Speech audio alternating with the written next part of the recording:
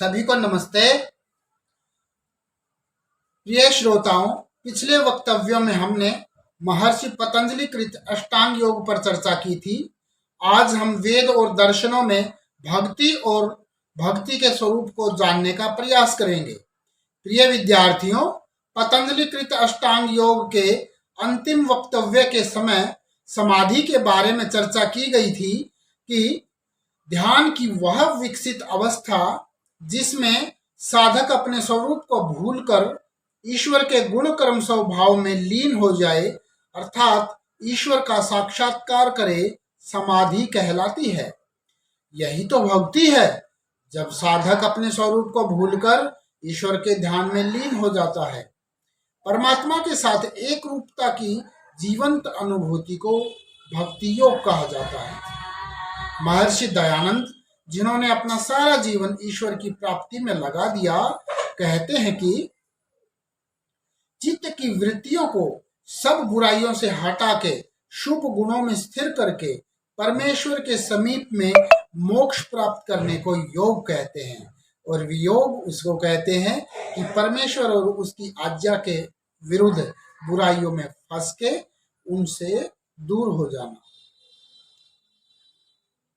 अर्थात ईश्वर से दूर हो जाने को वियोग और ईश्वर को प्राप्त करने को मोक्ष कहते हैं, योग कहते हैं। ऋषि दयानंद योग को ईश्वर साक्षात्कार का उपाय मानते थे, इसलिए वो स्वयं भी इस उपाय के अभ्यास में दिन रात लगे रहते थे और ऐसा ही उपदेश दूसरों को करते। एक दृष्टांत दिया गया है उनकी जीवनी में। एक बार ब्रह्म समाज के उपदेशक पंडित हेमचंद्र ने कलकत्ता में स्वामी जी से पूछा, ईश्वर से मिलने का क्या उपाय है? स्वामी दयानंद जी ने कहा, बहुत दिन तक योग करने से ईश्वर की उपलब्धि होती है। पंडित जी ने फिर पूछा, वह योग कैसा है?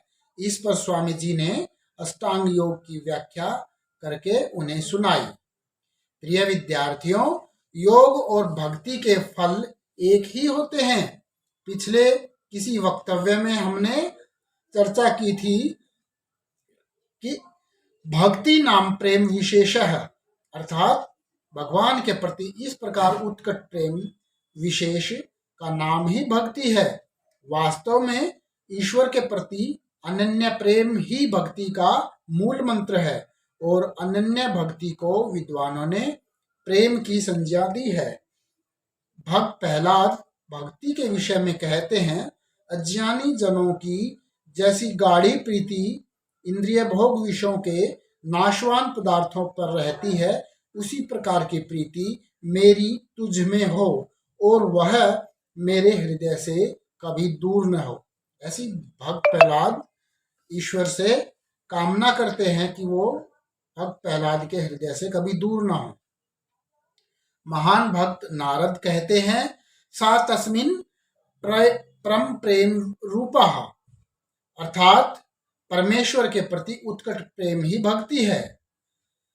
योग दर्शन में महर्षि पतंजलि ने परमात्मा को ईश्वर कहकर संबोधित किया है, जैसे ईश्वर प्रणिधानाद्वा, और एक अन्य सूत्र तस्य वाचकः प्रणवः है, अर्थात ओम नाम उसका मुख्य निज नाम ओम है परमात्मा का। महर्षि पतंजलि जी के अनुसार अविद्या आदि कलेश, शुभ अशुभ आदि कर्म, सुख दुख रूपी कर्म फल और उस सुख दुख से निर्मित संस्कारों से रहित वह ईश्वर पुरुष विशेष है। वह सर्वज्ञ है और वह आदि काल से लेकर अब तक सब गुरुओं का भी गुरु है और भविष्य में भी रहेगा। महर्षि पतंजलि कृत अष्टांग योग को महर्षि दयानंद ने उपासना योग नाम से उसका वर्णन किया है। गीता के विभिन्न श्लोकों में भक्ति के 9 रूपों का वर्णन मिलता है।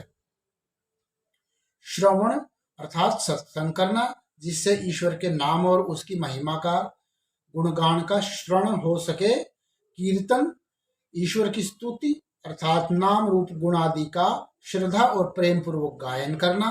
स्मरण, ईश्वर का सदैव स्मरण करते रहना स्मरण भक्ति कहलाता है। पाद सेवन, भक्त जनों के अनुसार ईश्वर के चरण कमलों का ध्यान करने से सब पापों से मुक्ति मिलती है।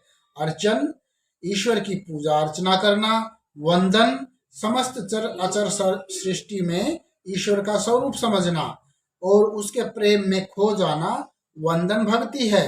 दास्य, दास्य, ईश्वर को स्वामी मानते हुए स्वयं को उसका दास मानना और उसकी आज्ञा अर्थात उसके उपदेशों का पालन करना, जैसे कि रामायण में हनुमान जी हुए हैं। सख्य अर्थात ईश्वर को सखा मानते हुए जैसे अर्जुन का श्री कृष्ण के प्रति भाव है, ईश्वर की सेवा करना सख्य भक्ति कहलाई। और आत्मनिवेदन अर्थात ईश्वर के समक्ष पूर्ण समर्पण कर देना, अपने कर्म, कर्मफल आदि सब ईश्वर को अर्पित कर देना भक्ति की यह अवस्था सर्वोत्तम मानी जाती है। प्रिय विद्यार्थियों, इस वीडियो में बस इतना ही। अगले वीडियो में नए विषय के साथ फिर मिलेंगे।